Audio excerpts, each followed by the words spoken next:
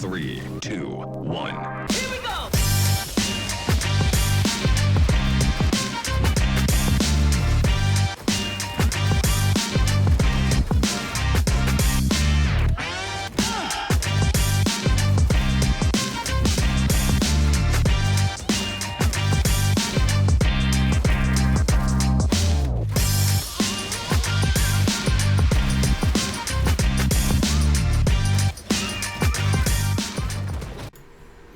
Hello FiST babies, this is my full FiST guide. There are two main ways to play FiST, either Robust Spirit or the lesser known but way more fun version, the Energy Overflow build. Today we'll be going over what it is, how it works, how to build for it, and how it plays. This is the damage chart for both builds, each has their own pros and cons. The Robust Spirit build has a higher output but a higher downtime, about 50-50 at late game. Energy overflow is constant. The DPS isn't the only thing to factor in though, because in a real fight, bosses move, and they have mechanics. What if the boss's mechanics force you to stop DPS for a bit, and you timed your Robust Spirit wrong? What if you get knocked down during hype? What if, God forbid, you miss your nuke? Energy Overflow is the safer, more consistent way to play, and more fun. You go all in on swiftness to have a lower cooldown and better movement speed, and have a much lower downtime. So for mobility skills, you have Flashed Up. At level 4 tripod for extra mobility, you go pretty far distance. You also have Pulverizing Palm, which also has the tripod for extra mobility for increased distance, and you have your dash on a 5-stack cooldown. So these are my skills and tripods. Pulverizing Palm is a super armor movement skill. You want excellent mobility, ready attack. You don't need level 10.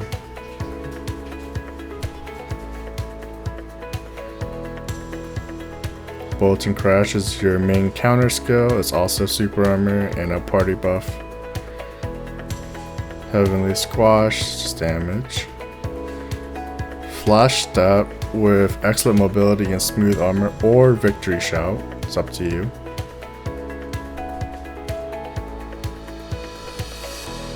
Force Orb is a flexible skill. You can choose that, or Lightning Palm, or Tempest Blast.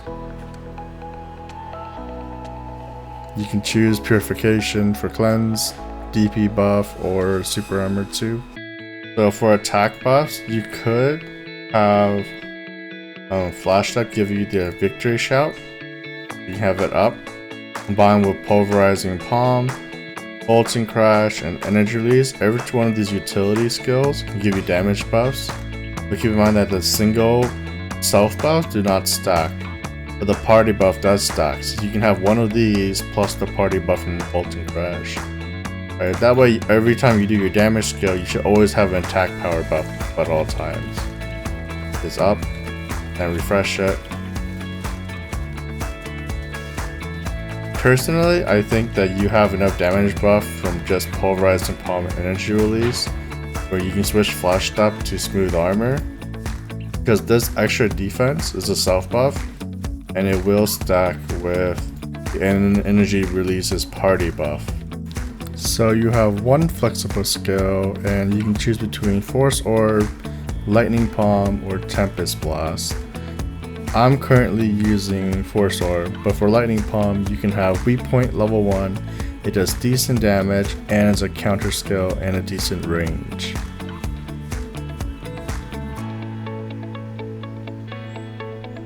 Everything here is essential, so that's the only thing you can switch out. Force Orb is a lower cooldown, higher damage, about 30%, right? But it has a very close range, and no stagger, no weak point, no counter, so no utility, is a damage skill. Tempest Blast is your last option. It's the highest damage, the best range, but it's also the longest cooldown, and it has a charge up. So it's gonna mess with your flow. So engravings. The energy overflow engraving is very important.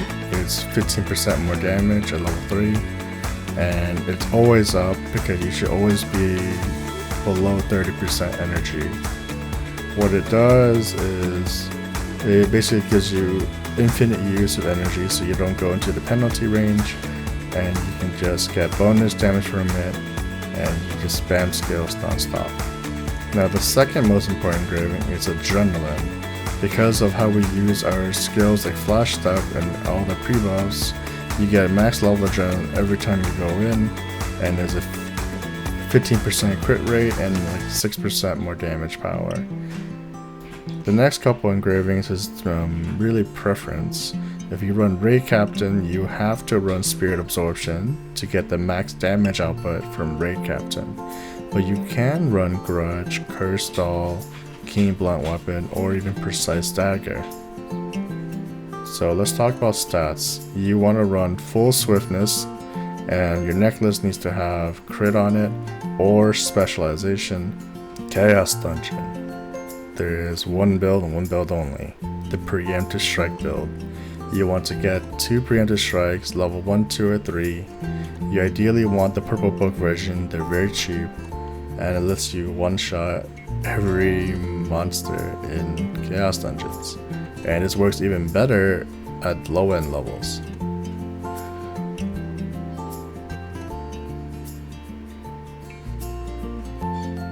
So you can see here, I'm just grouping them up, and then do a buff, and then I Tempest Blast, Palm Strike, anything really. What Tempest Strike does is basically, if the monster's at full HP, you do 100% crit rate and about 180% more damage. So you want to make sure you use skills that are single hit to maximize your damage potential. I'm just gonna target the yellow mobs here, and I'm literally just one-shotting them.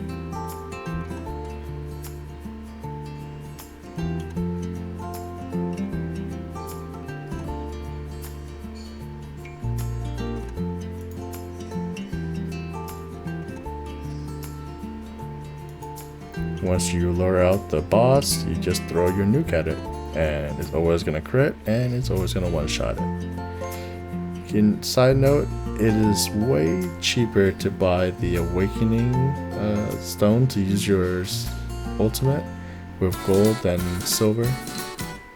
Don't get scammed. Quick side note, if you're doing Infinite Chaos Dungeon grind, you want to leave at the 2nd level, because you get more material since it's faster, unless it's a red door or a gold door, which you enter, kill the monsters there, and then leave. Well, that comes to the end of the video. This last part is just the solo Velganos, which is the hardest raid in Lost Ark for the Guardians. And this is a pretty clean run, and it shows basically the build in action. I hope you guys enjoyed the video. Make sure you guys like and subscribe.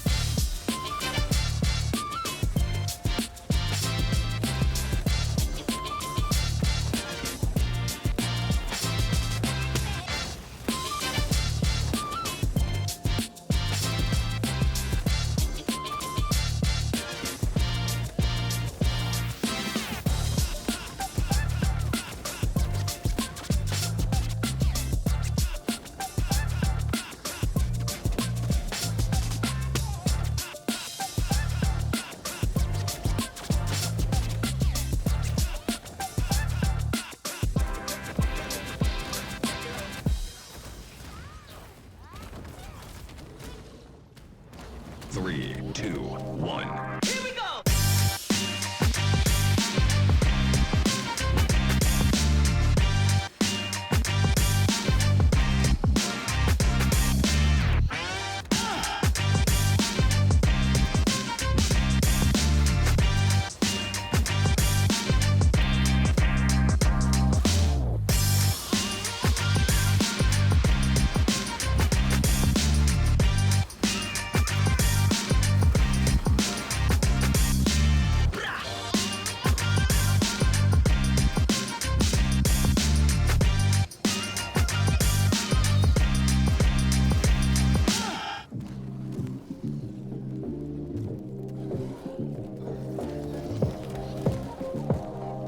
Three, two, one. Here we go!